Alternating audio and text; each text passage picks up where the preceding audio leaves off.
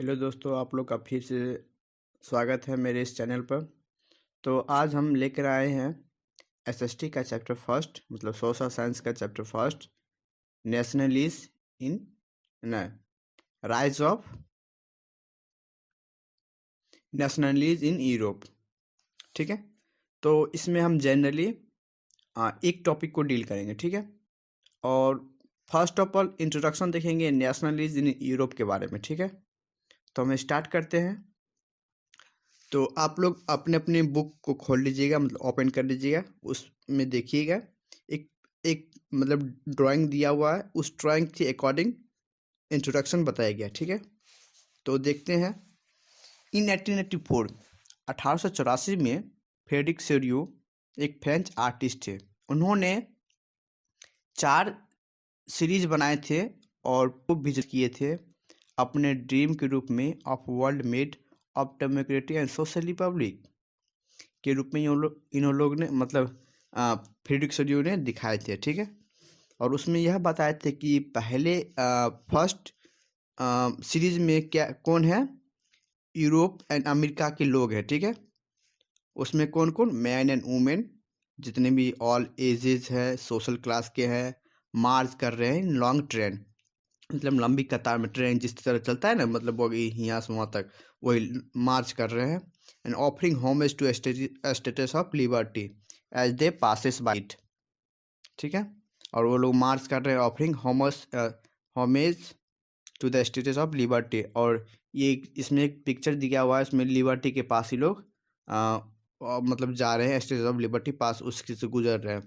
And as recall artist of the time French revolution personify liberty as a female पे।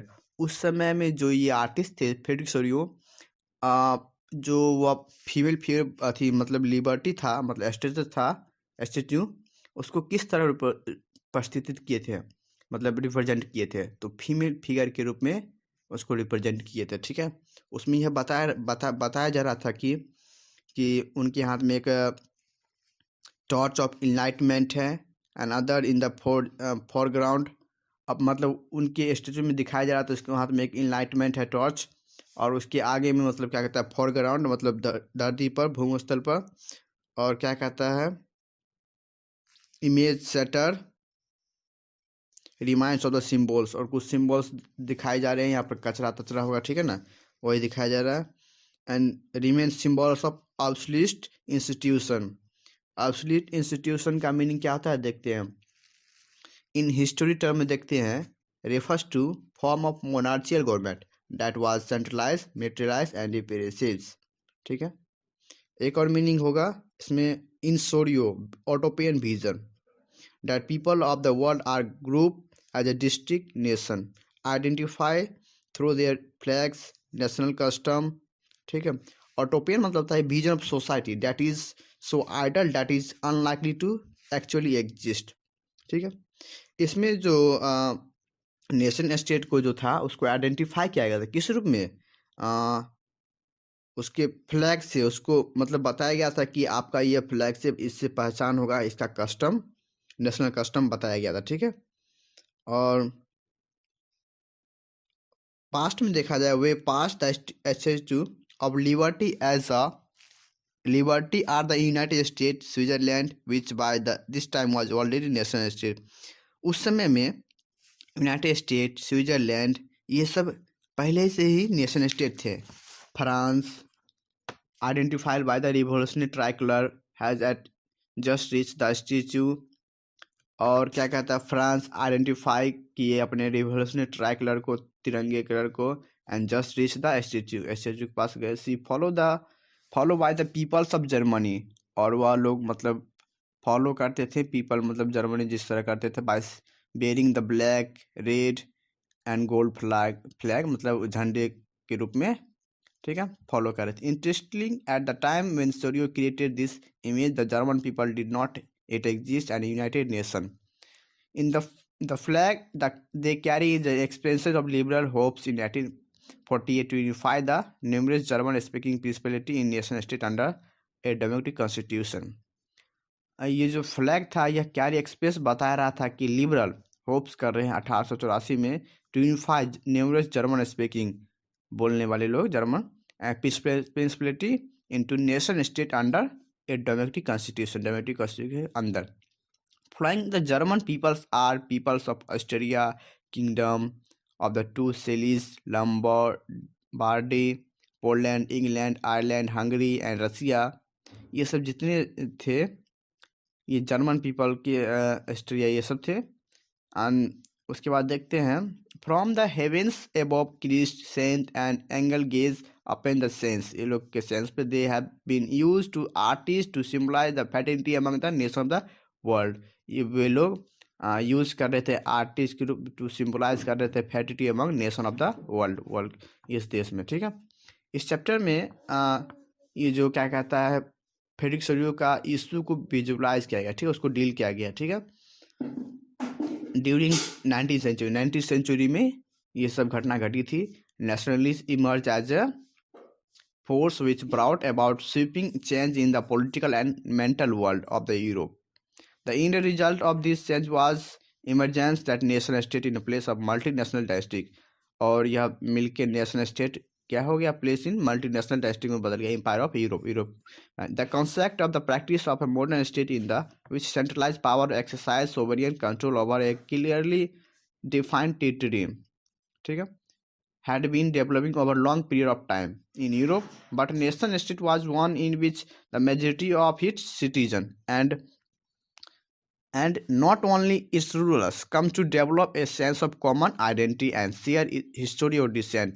और not only rulers जो ruler थे come and to develop sense of identity, common identity, और वो लोग मतलब अपना common identity या सबको शेयर कर रहे थे, हिस्टोरी और डिसेंट्स उसको डेवलप किए. This common senseness did not exist from time immemorial. It was force through struggle through the action of the leader and the common peoples. This will look at diverse process through the which nation state and nationalism come into began 19th century. और nation state and nationalism come into began in 19th century. आप लोग इसको याद रखिएगा. ठीक है, और इसमें एक मीनिंग दिया हुआ है पहली भी साइट. इसमें एक सोर्स ए है, उसको पढ़ के आप देख लीजिएगा. ठीक है, उसके बाद इसको देख लीजिएगा. आप देखते हैं इसमें जो टॉपिक उसको हम टॉपिक को डील करने वाले इंट्रोडक्शन देख लीजिए. उसके बाद हम देखते हैं इसमें जो टॉपिक का फर्स्ट है and the French revolution the idea of the nation. ठीक है, उसके बारे में जानते हैं. ठीक है, ये जो एक्सपेंशन था नेशनलिज्म का केम विथ फ्रेंच रिवोल्यूशन 1789 में ये आया. ठीक है,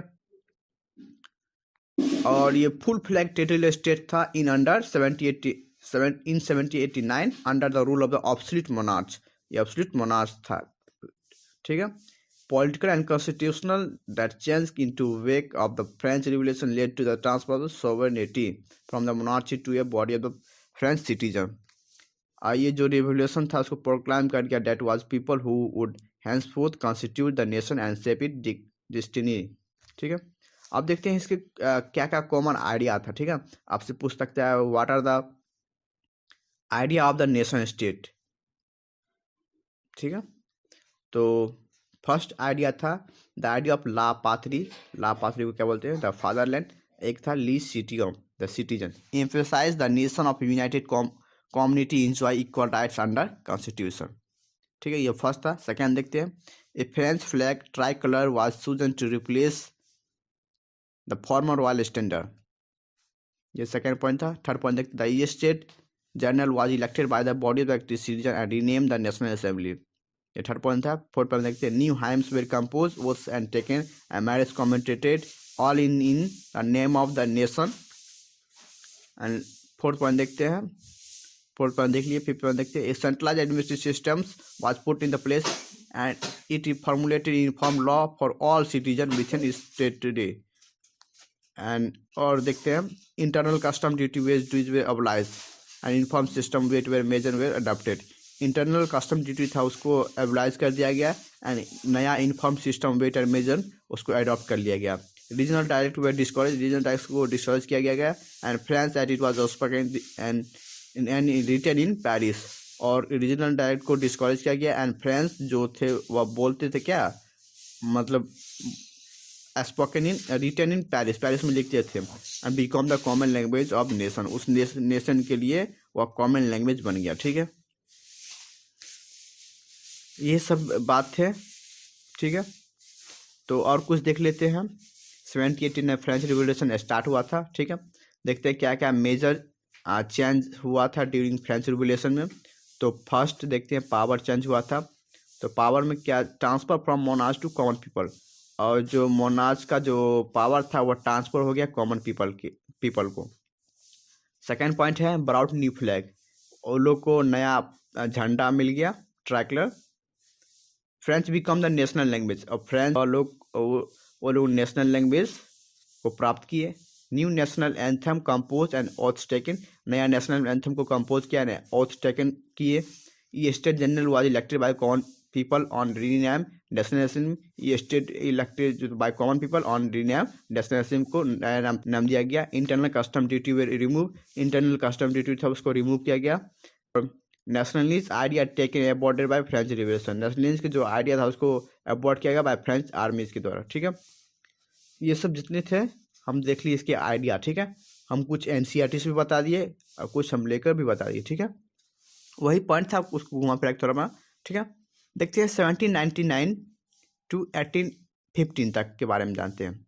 नेपोलियन का रूल था। ठीक है, तो उस समय में civil code of 1804 Napoleon code, ठीक है, इसको भी कहते हैं, नोन एज नेपोलियन कोड भी कहते हैं। इसके बारे में देखते हैं उसमें क्या क्या हुआ था, नेपोलियन जी क्या क्या अपना विचार दिए थे। Establish equality before law, second point था right to property, no one can take property except government. Third point था feudal system was applied, feudal system को हटा दिया गया। और फोर्थ पॉइंट था freed peasant from the for serfdom. Fifth point है guild restriction were remove, guild restriction को हटा दिया गया। ट्रांसपोर्ट एंड कम्युनिकेशन सिस्टम को इम्प्रूव किया गया, मतलब अच्छे से इम्प्रूव किया गया। इसका ड्रॉबैक देखते हैं नेपोलियन कोड का, इंक्रीज टैक्स, टैक्स बढ़ा दिया गया। सेंसरशिप को इम्प्रूव किया गया। Force to rejoin army, French armies, उसमें फोर्स किया जाता था कि आपको आर्मी में ज्वाइन करना है। ठीक है, इतना पॉइंट था। ठीक है, शॉर्ट वे में राइज ऑफ नेशनलिज्म का इंट्रोडक्शन देख लिए इन यूरोप के बारे में। ठीक है, उसके बाद हम फर्स्ट टॉपिक को डील किए हैं the French and the idea of nation के